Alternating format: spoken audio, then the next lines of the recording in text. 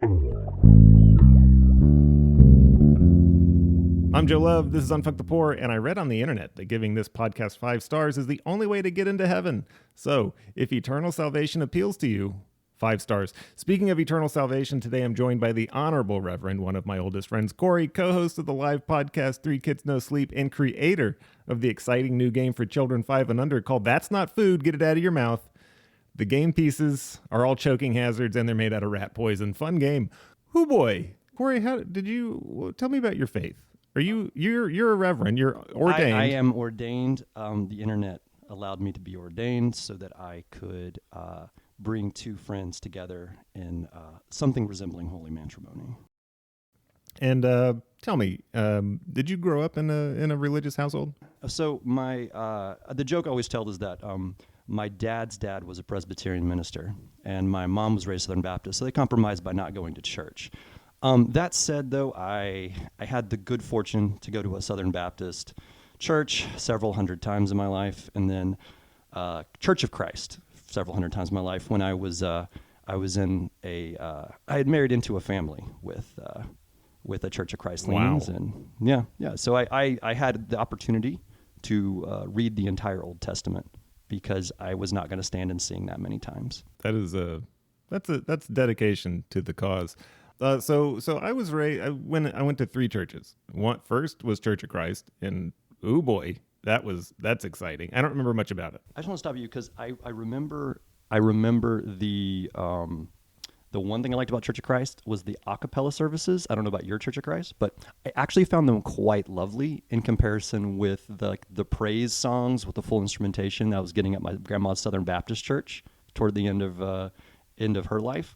And the praise songs were just so there was just exhausting because there were just 7 words repeated over and over again, lots of refrains, things like that, and all the instrumentation was very florid.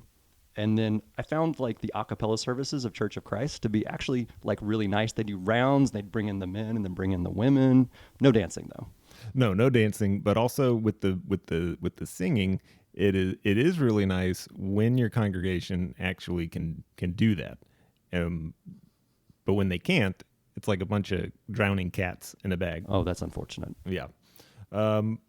After that, I went to a Catholic church because my parents got divorced. So my mom was raised Catholic. As one does.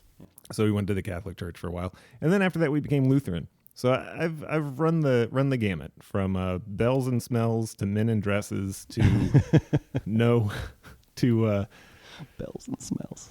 I love that, by the way. To no instruments and no dancing and stuff like that. So I eventually I realized that I don't actually have faith. I never did. And then that's just one of those things I can't keep going to this church if I don't believe. I'm not getting anything out of it. And I think God knows. I don't think he's fooled. So I kind of had the same moment to that effect. I was told by my grandmother's preacher, God either wants you to be with him or without him. He doesn't want you to be a lukewarm Christian. And I just was kind of sitting there in 6th grade, and I was like, I don't think I can do any better than lukewarm. So I'm just gonna check right out. But I love God's black and white attitude towards it. You're either with me or you're going to hell. And you're like, well, I guess hell it is. Hell for the company, heaven for the climate. So Corey, we're just gonna jump into it. I've been wanting to do this episode for a while. So 2 years ago, approaching 2 years ago, a funny bill was presented to the House of Representatives. Right. Funny, haha. Right. Yeah.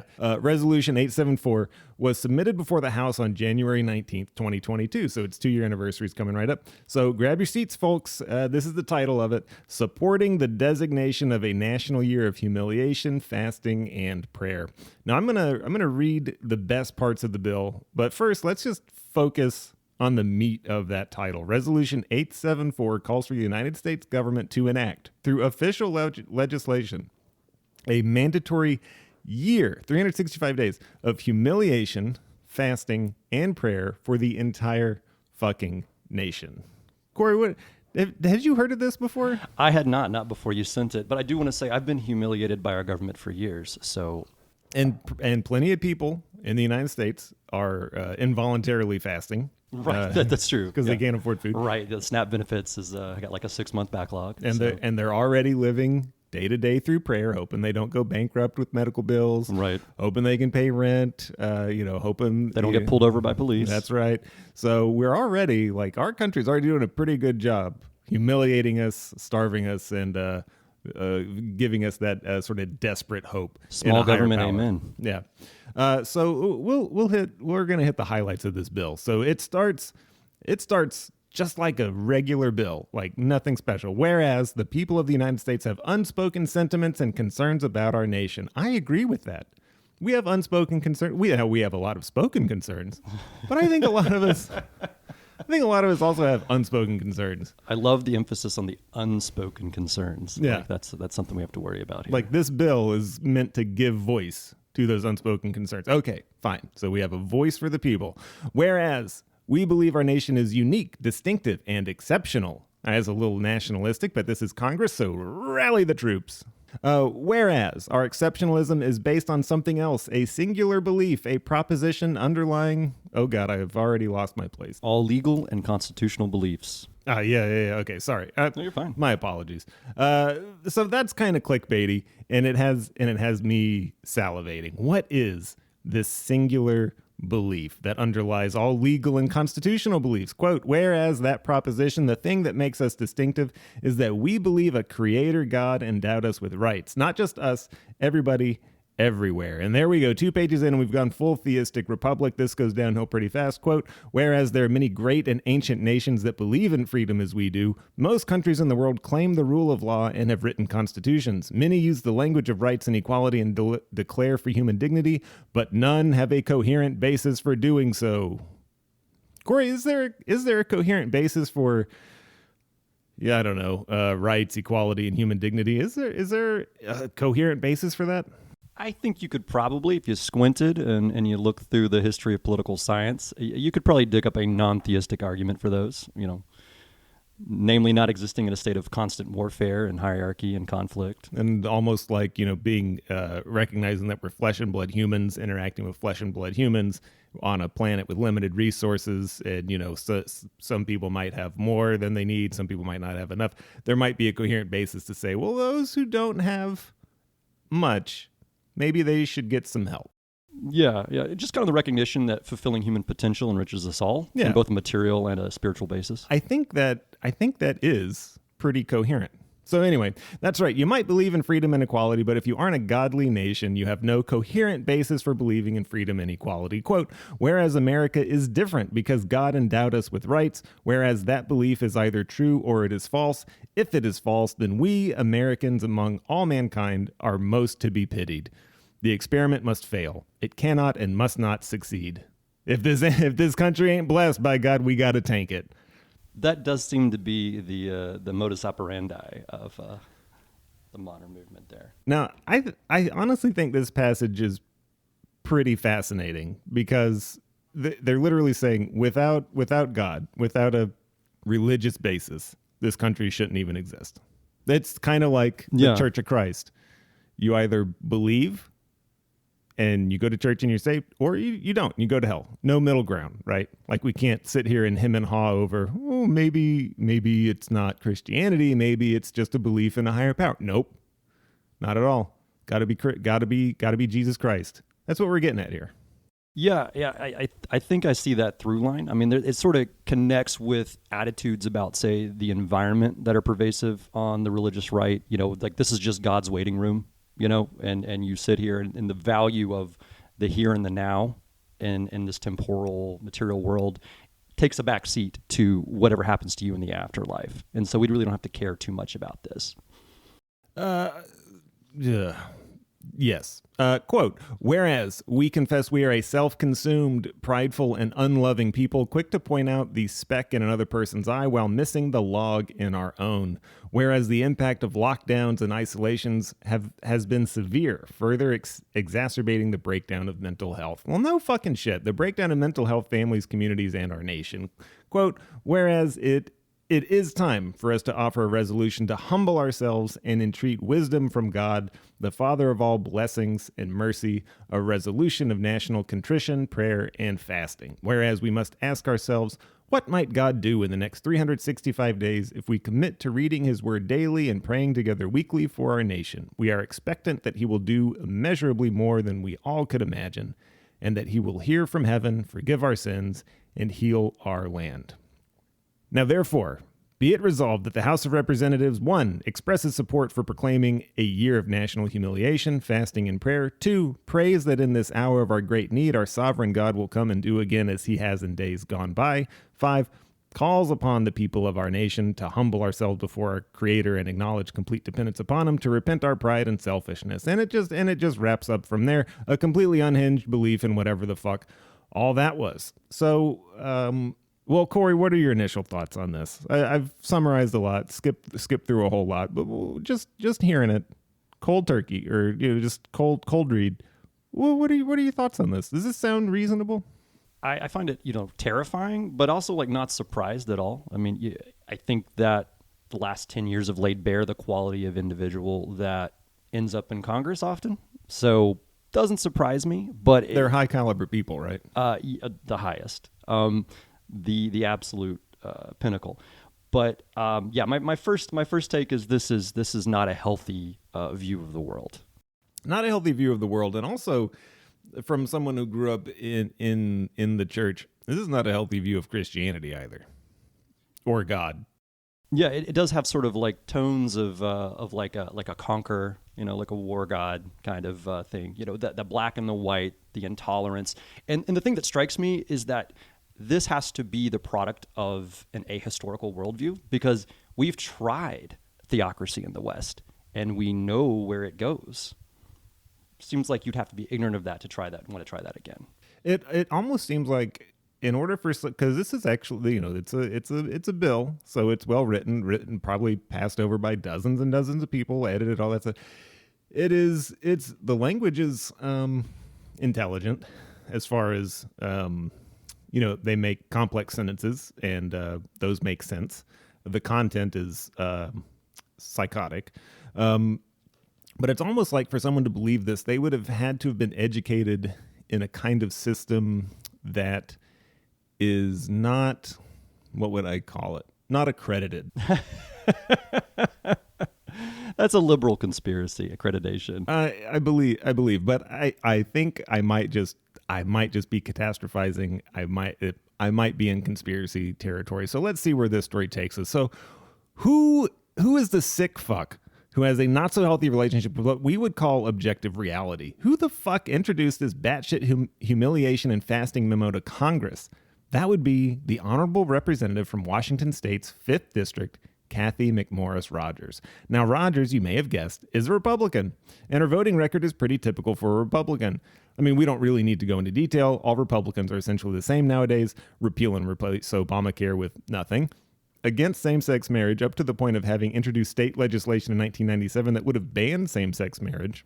Voted against a 2004 bill that would ban discrimination based on sexuality. In 2019 and 2021, she voted against the Equality Act that would prohibit discrimination of basically every kind. She voted against the Respect for Marriage Act, which provides federal protections for same-sex couples. She is against the legalization of marijuana and thinks that the federal government should be cracking down on states that have legalized marijuana. It's worth noting that she thinks the federal government should have no say in whether gay people are discriminated against. Every state should be able to discriminate whoever and however they want. But the best use of federal law enforcement, cracking down on dispensaries. I mean, this lady is a super boring Republican. Whatever the mainstream Republicans are doing, she's doing. There's a lot of brain power there. So for some historical context here, Resolution 874 is not without some precedent. March 30th, 1863. I didn't know this, and I love reading about, the mid-19th century, when the United States was in the middle of a brutal civil war. Then President Lincoln set a date, April 30th, 1863, to be a singular day of humiliation, fasting, and prayer. It's important to note that at this point in the war, the Union was struggling against the Confederacy. It wouldn't be until early July 1863, with the Battle of Gettysburg and the fall of Vicksburg, that events began to fall in the Union's favor. So it's in the middle of a literal war, brothers killing brothers, that Lincoln wrote, quote, And I do hereby request all the people to abstain on that day from their ordinary secular pursuits, and to unite at their several places of public worship and their respective homes in keeping the day holy to the Lord and devoted to the humble discharge of the religious duties proper to that solemn occasion. I think, given the time period, 1860s, and I think given the circumstances of the nation, and I think in general the makeup of the nation at that time, I don't think this is crazy. I don't think it's crazy in the 1800s to say we're blowing holes in our fellow countrymen with cannons. The world, the government or the country is devolving into a state of chaos. Yeah. Maybe God can help. I don't think that's crazy. No, certainly not. And certainly not within the context of the time, as you mentioned. So personally, I think Rogers' bill reeks of Lincoln envy. Kind of the same Lincoln envy. Kind of the same way that when Republicans are called out for racist or sexist policies, they claim, but the Republicans ended slavery. I mean, in the context of Civil War 160 years ago, for the president to declare a day, a singular day of prayer, I don't think that's entirely crazy. To compare our modern timeline with that and to imply that things are worse today than during the Civil War and therefore requires an entire year of humiliation, fasting, and prayer, this lady's a fucking piece of work. It's coconuts. It's important to mention Rogers' religious leanings, not because we want to dog shit all over someone's religion, but because we want to dog shit all over Rogers' particular brand of religion, Christian nationalism. Rogers was born in 1969, the descendant of Old West pioneers. She is a college woman, having graduated from the then unaccredited Pensacola Christian College in 1990. Fuck. All right. So go Blue Devils. So she's really unaccredited with a bachelor's degree in pre-law. She would go back to school and earn an executive MBA from the University of Washington in 2002. Rogers belongs to the Evangelical Free Church of America, which is a unique brand of Protestantism called radical pietist, essentially an offshoot of the Lutheran churches that were an offshoot of the Catholic Church. If you're not into religion, Lutheranism is a slightly less hierarchical model of Christianity than Catholicism. You know, they have the Pope and all. They still retain a lot of Catholic aesthetics like altar boys, robes, call and response liturgy, banging, and banging music. Oh, yeah. Real jams in the Lutheran Church. Radical pietists also believe in holy living, which includes fasting and lots of prayer. Now, this is important, the fasting and the prayer, because in most mainstream Christianity, prayer and fasting are performative. This is how I grew up. You go to church and you all pray together out loud. You have dinner together as a family, you pray together out loud. You go to bed at night, you pray together out loud. A lot of these prayers are scripted, especially in Catholicism and Lutheranism. You don't get to freestyle a lot of prayer, except at home, where usually the head of household takes the mic, spits some bars, and then you eat a salad that is mostly mayonnaise and potatoes. And fasting, we usually have Lent, where you don't fast, but you do remove something from your diet, which I always found interesting. And a lot of people remove fish from their diet during Lent because, honestly, you're not eating lots of seafood that time of year anyway. Wait, don't some denominations and some sects, don't they eat fish because it's not considered meat during Lent? Yeah. It's sort of reverse of what I assumed. Yeah, that's like one way around it, right? Okay. I think, I don't know enough about other religions, but right. I do know that there are some where, they specifically give up meat, but fish is not meat. Because I remember sort of infamously the Catholic Church decided that beaver was a fish or something. I forgot exactly. Yeah, or maybe it was otter. I don't know. Some kind of seagoing mammal. So no, when I was growing up, Lent was like... it was very generic. And this was coming from the Catholic Church where I grew up. My family was always like, well, I'm going to give up chocolate for Lent, or I'm going to give up fish. And it's like, well, it's not really that hard to do. All you have to do is not go to Long John Silver's. Anyway, it's all kind of a joke. If someone is feeling especially churchy, they'll try to give up chocolate during Lent and they'd be really proud of themselves for not eating chocolate for 6 weeks. I mean, it's not fasting and the prayer is not really prayer. In Catholicism and Lutheranism, there is a major element of guilt in asking God for anything. Like your prayer doesn't count if you ask for something good to happen to you. The prosperity gospel is not a concept in Catholicism and Lutheranism. You're basically going to hell if you ask for a personal favor from God. God doesn't like quid pro quos. I don't know if you knew that. You do this for me, God, I'll believe in you. I was sort of raised more on the Protestant evangelical side of things, and so this is all news to me. So I find this fascinating. But this also, But I love it, by the way. I think it's a lot healthier. so this is we're not going to get into this, I don't think, in this episode, but like, in revolutionary times, like that whole freedom of religion, what they were actually referring to. I don't know if you have read any of like the historic documents, pamphlets that were published before, and Like Thomas Paine and such. actually, so there's a really good book called The Ideological Origins of the American Revolution by Bernard Bailyn. Okay. And he collects a bunch of like pamphlets and newsletters and sermons from the time before the American Revolution, to sort of get us to get the reader into the mindset of what a colonial citizen the kind of media they would have been consuming, the kind of rhetoric they would have been consuming, what led to the American Revolution. And that whole freedom of religion thing, it didn't come about because, we had like Judaism and Islam and all that. It came about because there are so many differences in all the different Christian denominations that the idea of having freedom of religion meant that all the different kinds of Christianity would be accepted throughout the land. Like the government can't say you must be Catholic, you must be Quaker or whatever.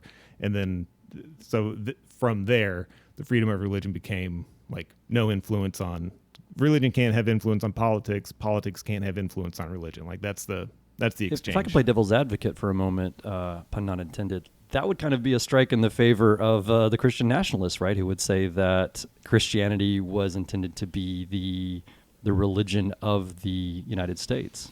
You could make that argument, but I think it's important to make the clear distinction that the conversation leading up to the revolution and even the authorship of the Constitution, everything leading up to it, and even all the debates around the Constitutional Convention and stuff, everything that got said prior to the actual document and everything that was discussed, that's all throwing ideas out there in the ether. And when it comes to the actual writing of the Constitution, I believe they were very deliberate in saying religion itself and not specifically Christianity. I think that's a deliberate choice. And that's what I always go back to, is they could have just said it. They were sitting around the table writing it. They were putting the words in the document. Why pussyfoot around? Why not just, write this is a Christian nation if that was their intent? And the other thing, too, is they also chose the word creator. Yeah. Which I find very interesting. I think what's interesting about that is it hints at this, even if you don't believe in a Christian God, I think the belief was most people believe that we came from somewhere or something, some higher power, whatever you call it. Yeah, I think that's fair. And I'm more lean along those lines. I'm not an originalist when it comes to the Constitution. I think it's outdated. I think it has a lot of good concepts. I think we could do better, but understanding it doesn't matter. All right. No, I'm with you. I mean, I think of government and politics as like a technology. And in the same way we wouldn't use the same sewing machine from the 1700s, we have an improved version. We could improve upon the kind of government and structure and systems as a technology. You're telling me you don't use one of those like giant wheels to... I do, but it's because I'm a hipster. Oh, it's right. like, vinyl, old-fashioned wrought iron sewing machine, pour over coffee. It's all part of an item. Manual transmissions. I've noticed your outfit is entirely old flour sacks, which is super That's hipster. True. I'm a burlap man, top to bottom. Here's what's interesting about the old flour sack clothes. They were actually really nice cotton and linen. And is that right? That is right. And that's why they used them so much. And they also, for a time period, manufacturers would do one of two things. They would either print really pretty patterns on their flour sacks, so that when you did make garments out of them, you would have a nice patterned garment. Or if they had a label, a label on it, they would use a water-soluble paste to put it on so that you could boil it and the label would come off, and then you would have a nice clean garment with no adhesive stickiness on it to make your clothes. Wow, that's a wonderful example of like reuse and like reducing waste. the history of cloth and paper in this country and the world itself is pretty fascinating, because paper used to be made out of old cloth, and that was the paper that you wanted. I know way too much about 18th century fabrics. Join us next week for a podcast about 18th century fabrics. Okay, so prayer, we're going back to prayer. Prayer is usually for healing for others. You really can't and shouldn't ask for anything for yourself, even your own health. You ask others to pray for you. This is a big thing that I don't have enough time to explain, but prayer, we don't believe in manifesting things through prayer. We pray for safety and health. In the event that we don't have these things, we just tell God, okay, I don't understand what you're doing, but I trust you're doing what's best. That's it. And that's how I grew up praying. So the radical pietists, they are very much into prayer in a personal way. Their entire deal with God is a personal relationship with God, which is actually a radical departure from Catholicism, where a personal relationship with God is seen as somewhat self-righteous or even false. This, I can't explain really, because it's more of a culture thing. Like growing up, all the adults around you would roll your eyes and sort of gossip about you behind your back if you said you had a personal relationship with God. That's what the church is for. That's what communion is for. You don't have private relationships. You have a communal relationship with God. It makes you part of the church community. God the Father looks over his children, all of you the same in his eyes. That's why you pray the same prayers and do all the same rituals. Radical pietists, they embrace personal faith with this sort of shared understanding of God. They believe in true Christianity and false Christianity, where false Christianity is found in the established churches, most likely because of the whole no personal relationship with God thing. They think that's false. So like every religion, they think their version is the correct version, and they are literalists. When you read the Bible, everything in there, word for word, is exactly what God said and exactly what God meant. You know, I always like to interject there, because when you read the Bible, and when you read the Old Testament, and I'm not as familiar with the New Testament, like even people who say the New Testament, that's the one where that's the main character there is like a wizard. Yeah. He's like a 6'1" white guy, long hair, blue eyes. Yeah. Really pale complexion. Yep. In the middle of Bronze Age Israel. Yeah. It's like God sent down this one very specific image of and God looks like a white dude with blue eyes. Right. Yeah. And and the white dude weirdly said, he kept saying he was the Son of Man. Weirdly said he was the Son of Man, but we all call him the Son of God. But anyway, whole separate issue. But yeah, a deity raised by humans. Sorry, you were saying. I didn't mean to cut you off. No, it's fine. I was done. I just always found that curious, that when I would read the New Testament, Jesus would call himself the Son of Man, and then the guy at the front of the church would say the Son of God. And I always just found that to be an interesting thing that was never talked about in any church service I ever went to, was the apparent discrepancy to a layperson. Well, so listen, God is not going to be changing diapers, okay? You got to have humans to do that. God doesn't have thumbs. I don't know if anybody knew that. God has no thumbs? God has no thumbs. I mean, that makes perfect sense. That's why he made humans with the thumbs. He was like, you know what I really wish I had? These little guys right here. Do some diapers, throw some spears. That's well, I mean, I imagine you could just kill them with brain bullets, right? You don't really need to throw spears when you're God. Yeah, I guess that's right. Yeah. This is solid theology, guys. Yep. So in a 2018 interview in the Spokesman, that is Spokane's, is it Spokane or Spokane? Spokane? Let's go with Spokane. I like Spokane.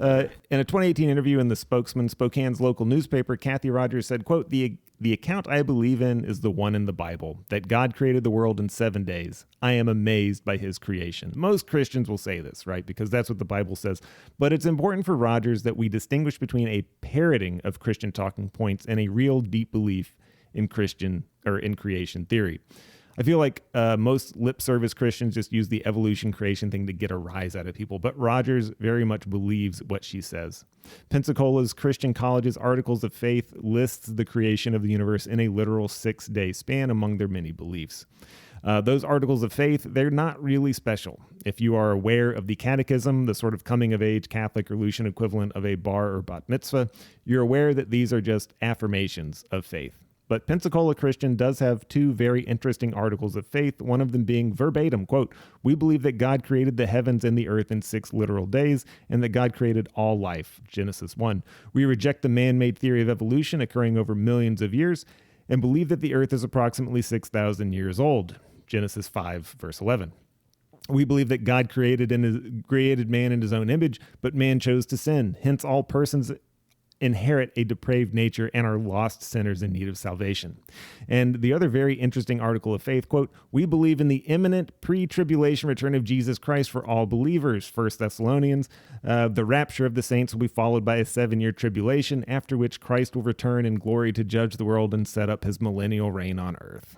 So I'm sorry to dump all of this on you, but Article of Faith and the Holy Catechism, these are the unbreakable chains of Christianity. You can't do a wink, wink, nudge, nudge type deal, or else you're not really a Christian under the specific denomination, or you're the false type of Christian. So Cathy Rogers does indeed believe in the literal creation of Earth in 6 days. Okay, good for her. But she also had this to say, according to the article in The Spokesman, quote, at a fundraiser in late August, the Congresswoman said that this chapter of American history would be the one where we, quote, reclaim our Constitution and we reclaim our Judeo-Christian values, end quote. The same article mentions that State Senator Mike Padden comments on Rogers' faith, quote, Cathy, I don't think, wears her religion on her sleeve or anything. I love it. I love it's sort of like a classic case of projection, you know. So it's, I mean, it's not actually projection, but just the fact that he anticipated that and then said that. And well, it's a specific skill that politicians have to do that. And what I love is I love that this guy absolutely knows exactly what she believes, because she says it out loud in public, like on the record, and he's like, I don't think she wears her religion on her sleeve. No, that's exactly where she wears it, on her sleeve. Like the swastika, like the Nazi armband. That's how she wears her religion. I'm reminded of something that my great aunt said. She said, never trust a born-again Christian because they'll rob you blind. And she was speaking specifically of the in-home healthcare aides, you know, people who take care of the elderly. She was elderly at the time. And her experience had been that people who come up to you, and that's one of the first things out of their mouths, if they're a home healthcare aide, will be the one to take the family silver. You know, it's usually a sign that they're, you know, they want to make a good first impression, and they think that's a ironclad way to do it. They're not wrong, but also what's your grandma going to be doing with all that silver? She's dying. I don't know. I assume, you know, burying it when the troops come. I don't know. All right, put it in the backyard. I made a map.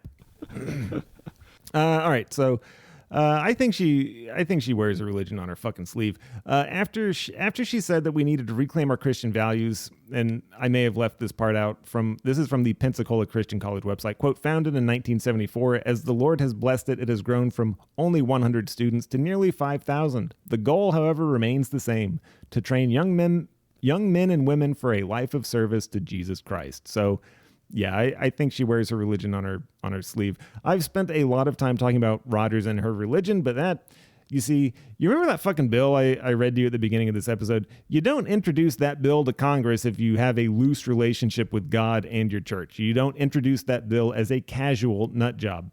Rogers is a Bible literalist, as well as, well, she believes Revelation will happen any day now.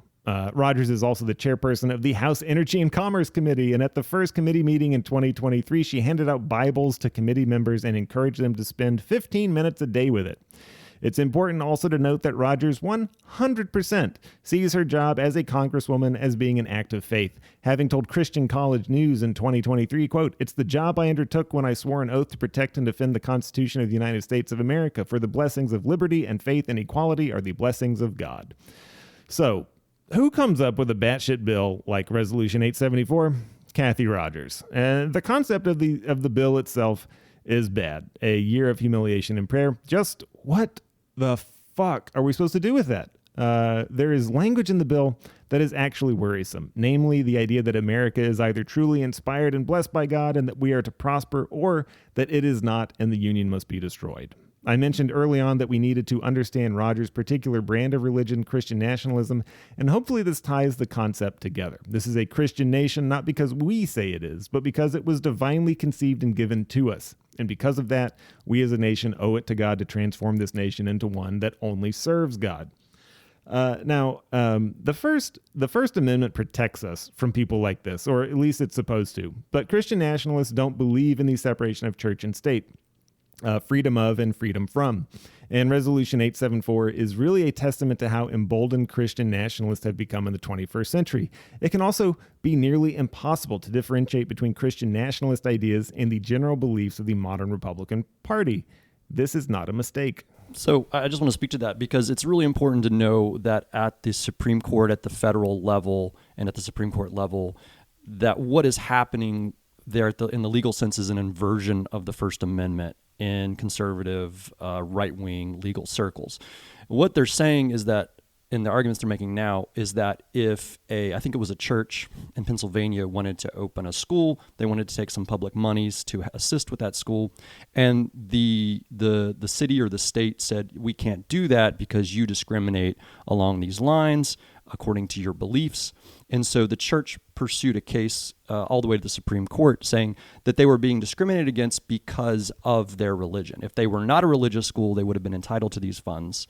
But because they were a religious school, they were being denied. And I believe, the Supreme Court ruled in their favor. So it's this inversion of the First Amendment from protecting people from stopping the government from endorsing religion by providing different monies and other forms of support to requiring the government provide support to religious schools. And in a country where the base of power is still heavily Christianity and Christian, that's going to end up meaning that a lot of Christian organizations end up being entitled to new public monies under this new legal framework than they would have been under an older interpretation of the First Amendment.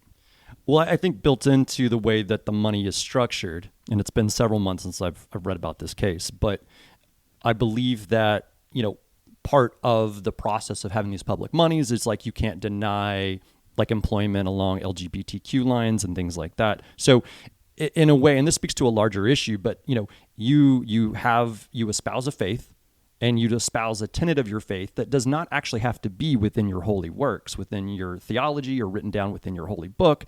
And then you get to claim an extra legal exception to a law or a guideline or a regulation that nobody else gets. But the government doesn't have the right to go, actually, no, there's nothing in the Bible saying that you can't help LGBTQ people adopt or any other theological point. The government doesn't do that. So the problem with that would be, right, like now they're receiving federal fund. Where does federal money come from? It comes from taxes. Are we now taxing the church? Like, is the church paying taxes? Like, precisely. Yeah. So, and that's another, front on their legal framework, which is that churches should be able to politically advocate and maintain their tax-exempt status. And here's the last thing I'll say about this, because it's actually I'm glad you brought this up because it's very interesting and very pertinent. So the entire reason that we have this conversation in the first place is, I don't think it was, it wasn't Brigham Young, Bob Jones University. That's what it was. Their whole thing was they said we should be able to keep our school segregated, like no black students. Yep. Because that's our religious belief. That was their argument in the 60s, 70s, something like that. Yeah, up until astonishingly recently. Yeah. Yes. And the outcome of that ultimately was abortion. Because no, it's a weird train. Take me there, Joe. It's a weird train, but you got to get on it and you got to take it to the station. So the nation in the 70s and the 60s was still very much like divided between like your more traditional faith, Catholicism, and say Baptist. And so Catholics had a completely separate belief on segregation. The evangelical denominations didn't have the numbers, the support of the other Christians. And so there was this idea there was this need for them to have a singular unifying issue. Yeah. And so thanks to Phyllis Schlafly, just horrible woman. I know a little bit about her, yeah. She sort of came along, and her whole thing was anti-abortion, and anti-abortion is the subject, is the topic, is the issue that you can rally nearly all Christians around. And so the pursuit of Bob Jones and the evangelicals to keep segregation in place, that was wrapped up under abortion. Like, they still held that belief in segregation, but they covered it in abortion. They hid it. Interesting. They hid it under a blanket. Huh. And so they got the support of the more liberal Christian religions under abortion, but the evangelicals never gave up their belief in segregation or discrimination. And so now we see it in real time, 2023. They're now looks like they're making their case again for, well, this is what we believe. We should be able to discriminate. Yeah, I mean, and it goes back to the point that I made, which is that the government never goes in and interrogates these, and I don't know that it should, or that would be a good thing. But it is important to note that there's essentially no limit, in the law for what you can claim. Now, whether or not you get away with it, how it's adjudicated, kind of depends on like contemporary standards. But I mean, if you have a devoutly professed religious belief in almost anything, the government's like, well, that's just your belief. And then of course, you can't just do anything. You can't literally burn a bull in your backyard. God, to please God. yes, I can. God damn it! There might be a codes violation there, but you could go in and claim this is my religion. This is America. But of course, and I think anybody who's has a brushing familiarity with reality understands that this doesn't apply to all religions equally. There was a case quite some time ago, maybe several years ago, where some Native Americans wanted to smoke a substance that was controlled. It might have been peyote. And forgive me, I'm not super clear on the details, but I do remember very clearly that they wanted to take some kind of psychoactive substance that they had been using for hundreds, if not thousands of years as part of their religious ceremony, but which was illegal and controlled by the local government or by the state government.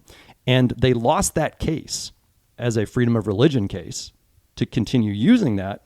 And so it goes to show you there that who gets these this religious deference is highly contingent upon whether or not you're a Christian denomination or something else. I find it very unlikely that we would approve federal funding for, say, a Muslim school or a mosque. I do recall, again, several years ago, there was a Republican politician who was dismayed to find out that public money, this was post 9/11, of course, public money had gone or was going to a Muslim religious school under a bill that had been passed under influence with the intent to fund Christian schools with public money. So I don't know how that shook out, but clearly that was not the intent of these bills. That's the old leopards ate my face, but in reverse. You'll have to explain that one to me. Oh, leopards ate my face. It's the leopards ate my face party. I've seen that meme. Yeah, the party people who like Republicans when they complain about abortion, but then they need one and they can't get one. They're like, the party that I belong to, that I support, doesn't let. Now I can't get an abortion. I did see that. Yeah, after abortion, it was the I can't believe that the leopard ate my face party had a leopard that ate my face. Yeah. There you go. I think that's where we're going to end this episode. We're going to pick it up next week. I do want to thank Corey for coming and sharing his faith with us. Before we started recording, we humble though it be, began this episode with a prayer and also some self-ablutions. I rent my garments. Corey brought a cat of nine tails. We beat each other silly on our... Joseph, your ointment is fantastic, by the way. Have you seen I Think You Should Leave, the show I have on not, Netflix? no. We beat each other on our bare butt, balls, and back in the name of God. Anyway, this has been Unfuck the Poor. Give us 5 stars, Corey, as always. Thank you. I hope your kids stop putting poison in their mouth. Me too, man. They're so fast when they get it, too. Track and field stars, if they can make it. Those little rat poison pellets, they're just so delicious. All right, Unfuck the Poor. Next episode coming up soon.